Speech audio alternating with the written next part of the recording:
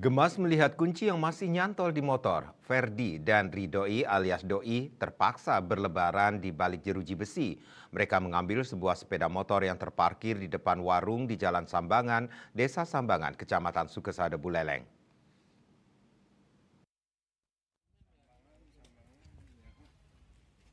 Korban Made Ayu Fitriani begitu tahu motornya tidak ada di tempat segera melapor ke Polsek Sukesada. Berdasarkan laporan kehilangan tersebut di bawah pimpinan Kapolsek Sukesada bersama tim unit reskrim melakukan serangkaian penyelidikan secara intensif hingga berhasil mengungkap pelaku pencurian tersebut. Kalau nggak salah tanggal 5 Februari 2024 di Desa Sambangan. Ini awalnya dari kunci nyantol.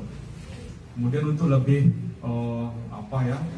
ngalir ceritanya, mungkin dari korban akan saya persilakan dulu menceritakan bagaimana ceritanya sehingga dia ke warung, ke minimarket, kemudian sampai kelupanya berkunci.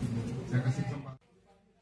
Pelaku atas nama Ferdianto di Kelurahan Kampung Kajanan dan Ridoi di Perumahan Banjardinas Bangah, Desa Panci diamankan dengan barang bukti 1 unit sepeda motor jenis Yamaha NMAX milik korban.